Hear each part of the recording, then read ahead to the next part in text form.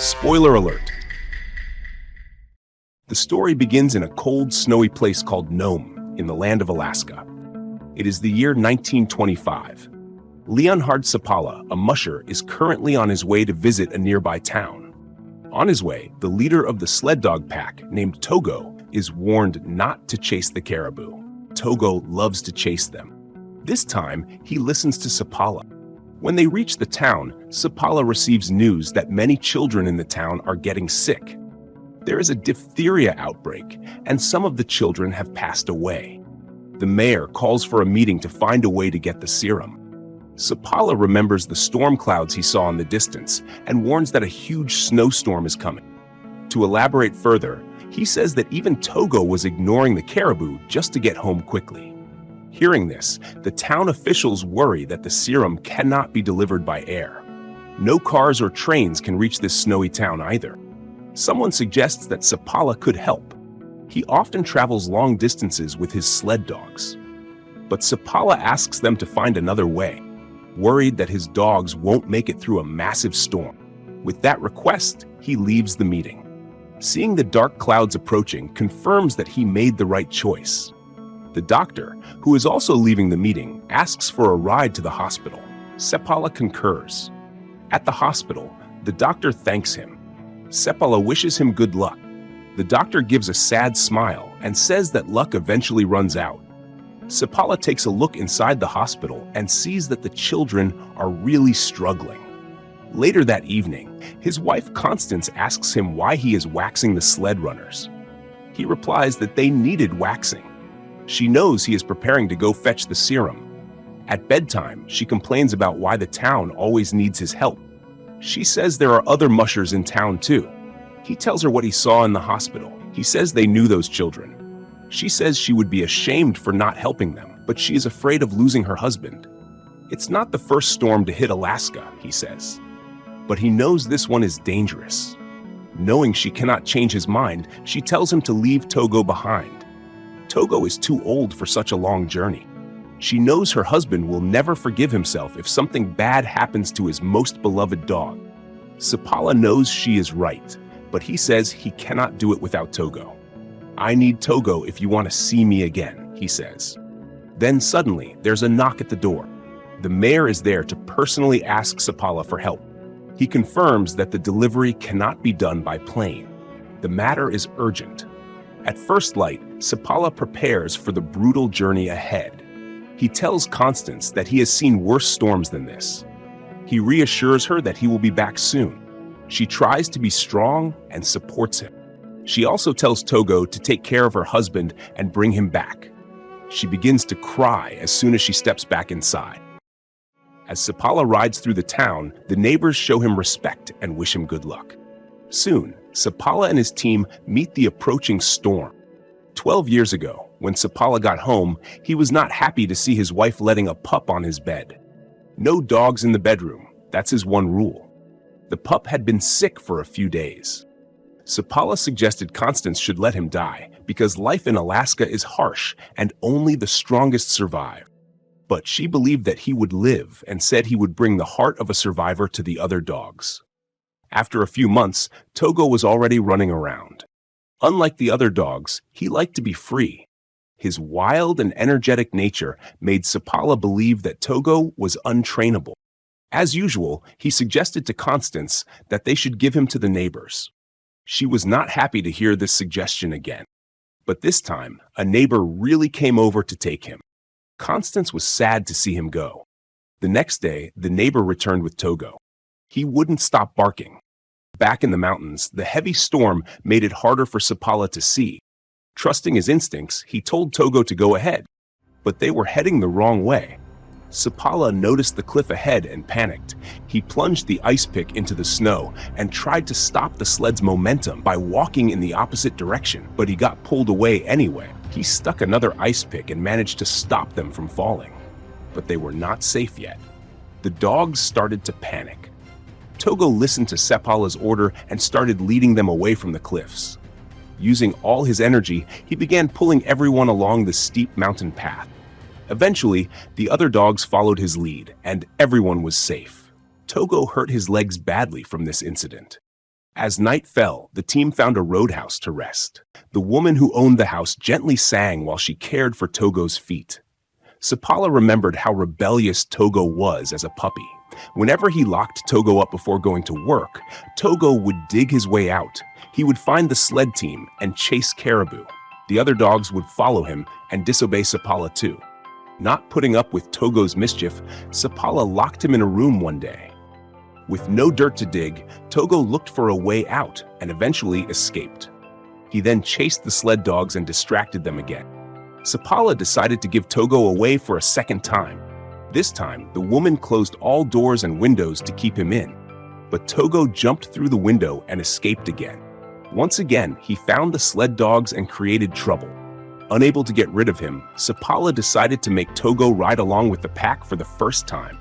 Despite Togo's small size, Sapala was amazed at how strong and bold Togo was. He began replacing his position to test Togo's limit and ability. Before they reached home, Togo was already leading the pack. Constance laughed when she saw him return. Sapala was ecstatic to find that Togo was a true lead dog. The next day, Sapala trained Togo to stay out of the bedroom. He made Togo sit at the door. Then he invited his wife and asked her to call him. But Togo stayed seated at the door. With each passing day, Sapala grew fonder of this wild little dog. Back in the mountains, Sapala prepared to continue the journey. His friend was concerned when he heard that Sapala planned to cross the Norton Sound. He warned him not to take that route, but Sapala told him he had done it before and it would save him a whole day. His friend couldn't change his mind, so he wished him good luck. As Togo led them through this dangerous route, the ice started cracking. Togo used his sharp instincts and listened to Sapala's guidance. Carefully, they made it to the other side. At midday, Sapala found another roadhouse and rested for a few minutes. Meanwhile, the news about the outbreak in Nome had reached all over the country. People also read about Sapala and his dogs from this news. The governor, on the other hand, came up with a plan to ease the burden on Sapala. Using a relay team at designated roadhouses, they would help carry the serum until one of them met Sapala at one of the roadhouses. Constance, however, was worried that the other musher would miss her husband because Sapala would not be staying at the roadhouse to wait for the serum to arrive. She also knew her husband would take the Norton Sound route as a shortcut. This increased the chance of him missing the other musher. The governor realized the plan might not work. Another musher might not even reach Nome in this snowstorm. Constance suggested that he better pray for her husband to meet one of them. Sapala pushed on, unaware that another musher was on his way to the roadhouse he had just left. Exhaustion was taking a toll on his body, and he slowly passed out. Meanwhile, the other musher, Henry, was getting closer to the roadhouse.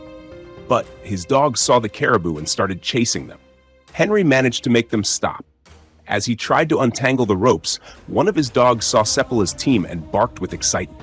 Henry looked up and saw Sapala passing by. He ran after him, yelling his name, but Sapala didn't hear. Henry fell to the ground, feeling hopeless. But suddenly, he heard dogs barking nearby. He looked up. Sapala was coming back. Henry ran to hug him, and they both returned to the roadhouse. As they rested for the night, Henry could see that Togo was growing weaker and worried that he might not make it. He advised Sapala to leave Togo there to rest and come back for him in spring. Sapala, however, reacted angrily and reminded Henry that Togo is his lead dog. Later, Sapala apologized for his reaction and thanked Henry for expressing his concern, but he said he just couldn't leave Togo. They needed each other, and Henry understood. The next morning, Togo was ready for another round. Sapala wished his friends goodbye and set out across Norton Sound once more. This time, the ice on the Norton Sound was much worse. The surface cracked more frequently. Togo maneuvered across the breaking ice. His paws sometimes slipped as the surface shifted beneath him. At one point, the sled could not pass through, but Togo kept pulling. He encouraged the other dogs to pull to save themselves and Sapala. Eventually, they reached the other side, but there was a gap between the last piece of ice and the shore. Sapala needed to think quickly before the ice drifted even farther. He drove an ice pick into the ice and unhooked Togo from the rest of the pack. His heart was pounding as he picked Togo up. Apologizing for what he was about to do, he threw Togo across the gap.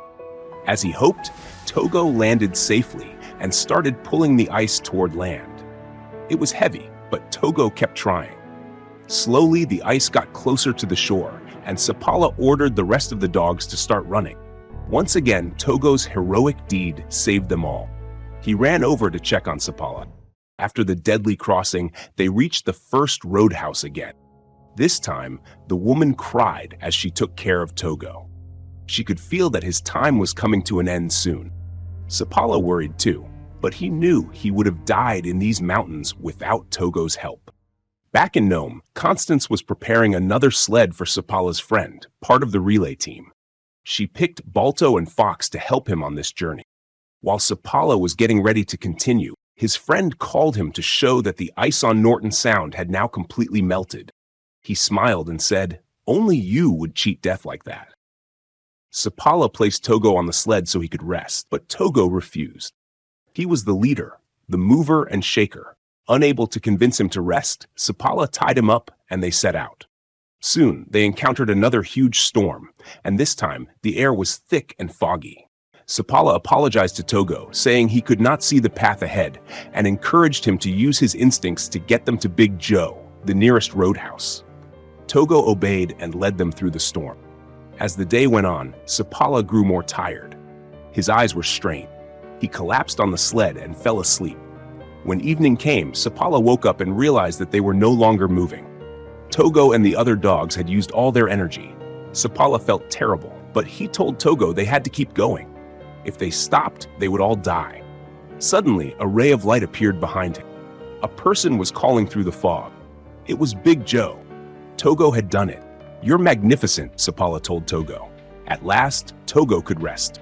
From there, another musher would carry the serum and pass it along the trail until it reached Nome. The next morning, the doctor received the news that the serum had arrived. A reporter from the press came out and asked for the name of the man who delivered it and the lead dog's name. When he heard Fox, he said people might think it was a real fox. He asked for another name and wrote down the name Balto instead, then took a photo for the newspaper. The kids at the hospital were finally recovering, and the whole place was livelier now.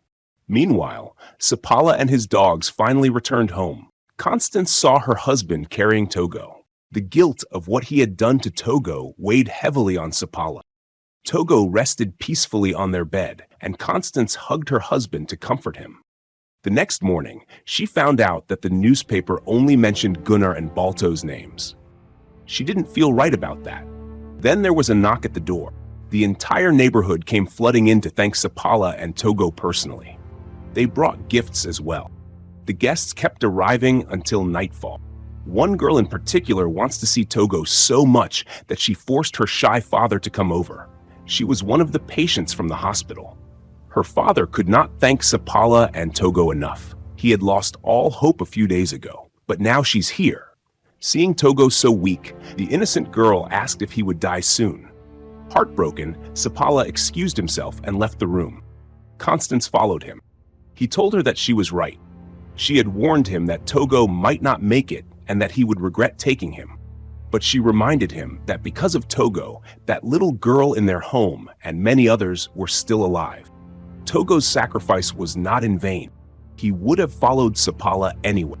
Still feeling the guilt and pain, Sapala walked away in silence. The next morning, Togo began following Sapala everywhere around the house as he got ready for work. Before leaving, Sapala firmly said, "Not today," and closed the door. Togo started barking and whining as he saw Sapala leave. Sapala heard him, but he tried to ignore it. He did not want Togo to run again. But Togo found a way to open the door and started chasing them as he always did.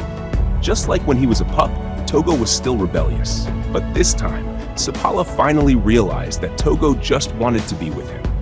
Sapala gave him a hug as Constance watched, happy and exhausted. As the true survivor that he was, Togo went on to live for a few more years and sired many puppies. Even after he was gone, Sapala still saw him roaming the icy mountains and plains, always watching over him.